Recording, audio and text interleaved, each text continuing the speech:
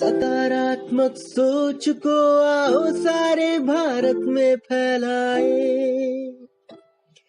सकारात्मक ऊर्जा का आओ सब में संचार कराए। ऐसा ना हो कि हम अपनी जिम्मेदारी भूल न जाए, क्यों इंतजार करें हम किसी का, आओ एक मशाल जलाए। जय Hind. RJS PBH studios on wheels, जो कहीं भी कभी भी प्रसारित कर सकता है सकारात्मक विषयों पर, क्योंकि सकारात्मक दशक चल रहा है और सकारात्मक वर्ष में हम लोग मार्च कर रहे हैं, पॉजिटिव मार्च 2025 का, और 31 दिन का मार्च महीना होता है और 31 से ज़्यादा विषयों पर हम लोग अगली पीढ़ी के लिए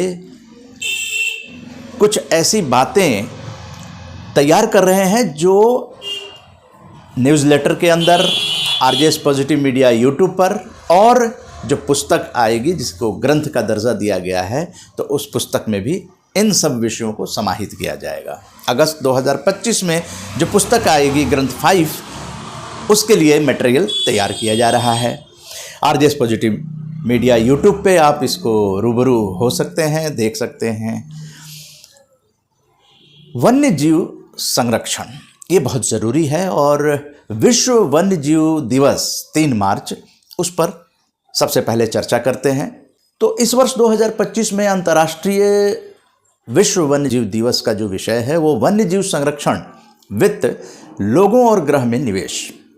तो ये पता लगता है कि हम लोग और ग्रह दोनों के लिए एक लचीले भविष्य का किस तरह से हम लोग निर्माण कर सकते हैं और अपने वर्तमान और जो अपर्याप्त वित्तीय प्रवाह है उसको अधिक प्रभावी और टिकाऊ बनाने के लिए कैसे मिलजुल कर कार्य किया जा सकता है, इसी पर विचार विमर्श करेंगे।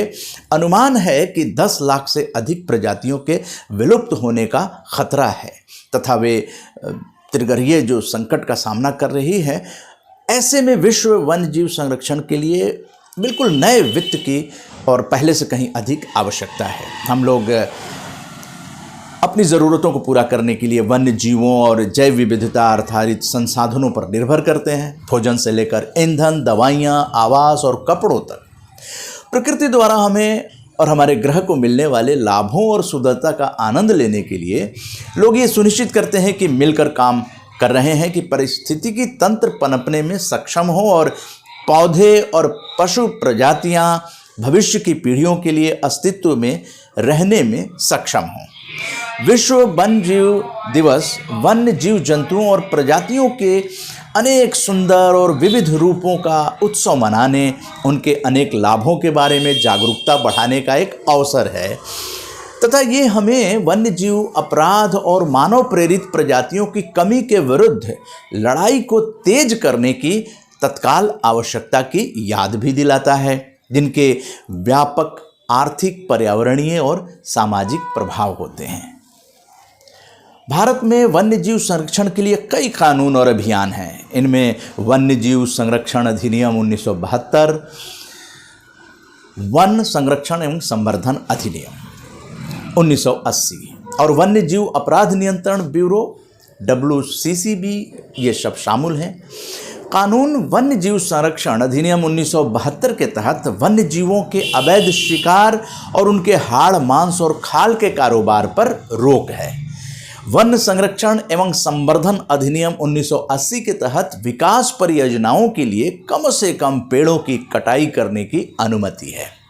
इस अधिनियम के तहत पर्यावरण संबंधी चिंताओं को दूर करने के लिए पर्यावरण के अनुकूल वृक्षारोपण करना जरूरी है।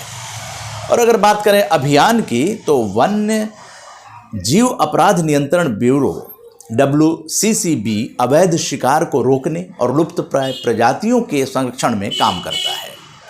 वन्य जीव संरक्षण के लिए भारत में कई अभयारण्य और राष्ट्रीय उद्यान हैं, जैसे सुंदरवन बाघ अभयारण्य, मानस बाघ अभयारण्य और पूर्वोत्तर क्षेत्र के कई वन्य जीव अभयारण्य। और भारत में पाई जाने वाली जो लुप्त प्राय और दुर्लभ प्रजातियों की वन्य जीव संरक्षण अधिनियम 1972 की अनुसूची 1 में शामिल किया गया है। वैसे बता दें कि भारत में सर्वाधिक वन्य जीव अभ्यारण्य अंडमान निकोबार द्वीप समूह में हैं। इसके बाद महाराष्ट्र और कर्नाटक का स्थान है।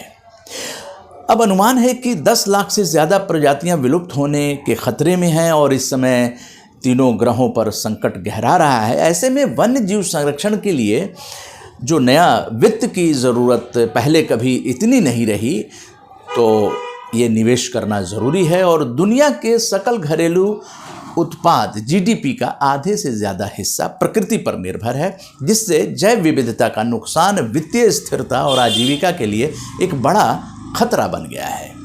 तो इसलिए विश्व वन्य जीव संरक्षण के लिए सभी को मिलकर काम करने की ज़रूरत है।